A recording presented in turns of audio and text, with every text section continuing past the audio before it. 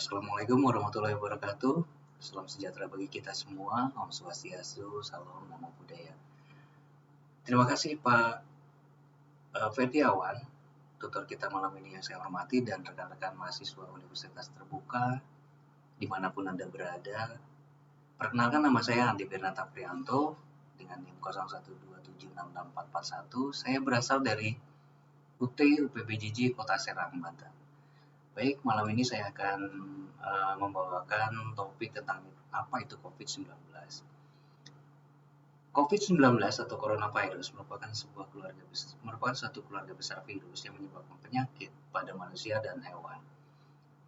Khusus untuk hewan ini, para ahli sedang menelitinya apakah benar dari hewan dan sebagainya, sehingga penyebarannya atau kecepatan terinfeksinya pada manusia ini ada seperti itu ya.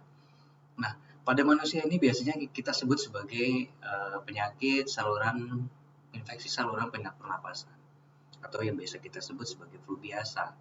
Namun flu ini menjadi penyakit yang serius seperti Middle East Respiratory Syndrome atau MERS, dan sindrom pernapasan akut berat atau Severe Acute Respiratory Syndrome atau SARS. Mirip-mirip seperti itu. Namun coronavirus ini merupakan jenis yang baru yang ditemukan pada manusia sejak kejadian luar biasa. Luar biasa muncul di Wuhan, Cina ya, kalau nggak salah pada saat itu sekitar bulan Desember tahun 2019. Kemudian diberi nama dengan Severe Acute Respiratory Syndrome atau SARS-CoV-2 dan menyebabkan penyakit yang sekarang kita sebut sebagai coronavirus disease 2019 atau disingkat dengan COVID-19. Nah, apa yang menyebabkan COVID-19 ini? COVID-19 ini adalah sebuah penyakit yang dapat menyebar melalui tetesan kecil atau droplet dari hidung, mulut, yang biasanya kalau kita batuk atau bersin seperti itu. Droplet tersebut kemudian jatuh pada benda di sekitarnya. Kemudian jika ada orang lain yang menyentuh benda yang sudah terkontaminasi dengan droplet tersebut, maka orang itu seketika misalnya menyentuh mata, hidung, mulut, pokoknya segitiga yang ada di bagian wajah ini, maka orang itu dapat dikatakan terinfeksi oleh COVID ini. Namun untuk memastikannya memang kita dapat dari droplet siapa, misalnya kita menyentuh apa, apakah kita kena COVID, itu memang harus melakukan pemeriksaan ya ke puskesmas atau klinik-klinik atau apapun lah layanan kesehatan seperti itu ya. Nah, kemudian gejala umum bagi penderita jika kita sudah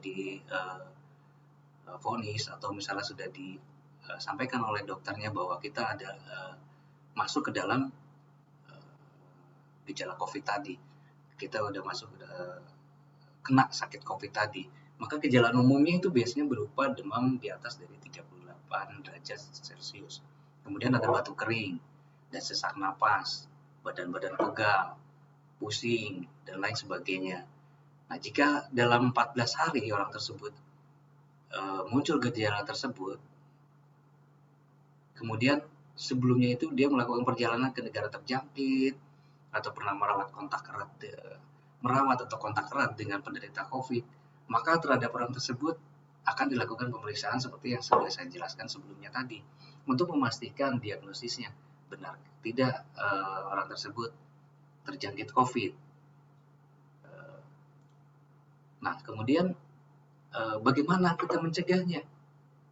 Mencegah untuk kita tidak dapat kita tidak terkena COVID tadi.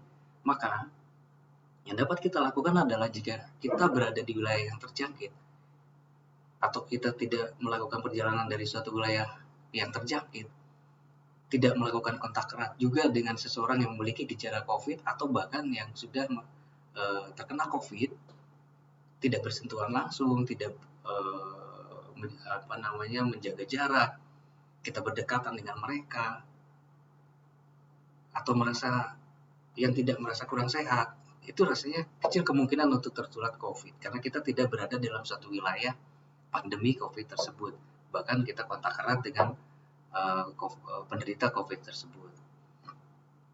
Nah, sementara ini untuk kita yang tidak merasakan COVID, tidak merasakan terkena COVID atau gejala apapun tentang COVID ini, karena kita tidak punya riwayat atau apapun yang berdekatan dengan COVID tadi, maka sebaiknya kita mencari tahu informasi yang lebih bisa benar dan akurat tentang perkembangan COVID di Indonesia, bagaimana mengetahui situasi di wilayah kita sendiri, dan kita dapat mengambil tindakan-tindakan pencegahan yang wajar.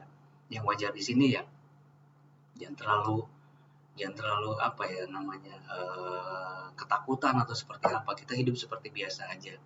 Namun kita harus tetap waspada, menjaga kebersihan, protokol kesehatan tetap dipakai, mencuci tangan dan lain sebagainya yang sudah kita ketahui informasinya dari Kementerian Kesehatan atau lembaga kesehatan yang ada di Indonesia ini, bahkan di dunia mungkin ya. Nah, ini harus serius kita lakukan karena untuk menghadapi risiko tersebut, saling menjaga kesehatan, saling memberikan informasi yang benar dan saran-saran dari pihak kesehatan yang kita sampaikan kepada halayak ramai itulah harus valid sehingga kita tidak terjadi kepanikan dan lain sebagainya. Nah, dari ini kita akan melihat dampak dari COVID, dari pandemi-pandemi yang ada ini. Kita beberapa korban yang sudah jatuh ini memang kita rasakan dampak dari COVID-19 ini. Itu berbagai macam ya di Indonesia ini, bahkan di seluruh dunia, dampak yang disebabkan oleh COVID ini, terutama dari sektor ekonomi, pendidikan, kehidupan masyarakat, bahkan kita dalam belajar kita terpaksa harus daring, kita terpaksa harus menggunakan Zoom, dan itu terjadi pula terhadap adik-adik kita yang di jenjang SMA, SMP, kemudian SD, dan lain sebagainya. Dan ini sangat berpengaruh juga terhadap ketenaga kerjaan, dengan munculnya banyak pengangguran akibat PHK dan pihak-pihak perusahaan yang ikut terdampak dalam pandemi ini, yang menyebabkan kinerja ekonomi yang makin melemah dan berpengaruh terhadap banyaknya PHK yang dikarenakan tutupnya mall misalnya, kemudian ada karena tidak ada orang yang lalu lalang berkeliaran di luar, kemudian angkot-angkot juga, ojek-ojek online juga mereka berkurang penghasilannya, sehingga banyak sekali dampak-dampak yang sangat dirasakan oleh masyarakat Indonesia. Namun ya alhamdulillahnya kita sekarang masih bisa bertahan, masih bisa hidup dalam pandemi COVID ini. Kita harus mensyukuri itu. Baik, di sini dalam penutup saya katakan bahwa dalam kasus COVID-19 ini, pandemi COVID-19 ini yang sudah berjalan hampir 3 tahun, dan menurut infonya bahwa masih ada dan bahkan berkembang lagi dengan varian-varian terbaru atas COVID ini, maka WHO secara ketat memantau situasi terkini dan secara teratur menerbitkan informasi berita tentang penyakit ini. Begitupun ya otoritas di bidang kesehatan di Indonesia ini melalui Kementerian Kesehatan secara aktif dan masif melakukan analisa, pemantauan, serta pengawasan dengan sangat ketat pula, dan memberikan informasi lebih lanjut kepada halayak ramai melalui beberapa media massa yang ada di online maupun yang ada di selebaran-selebaran yang kita dapat jumpai di pinggir-pinggir jalan atau di pinggir-pinggir mall dan sebagainya, seperti itu. Baik, hanya itu yang dapat saya sampaikan tentang apa itu COVID-19 ini. Kita tetap jaga kesehatan, jaga imun, jangan lupa kepada Allah dan sebagai penciptanya. Baik, terima kasih untuk Pak Ferdiawan dan rekan-rekan mahasiswa UT di seluruh Indonesia.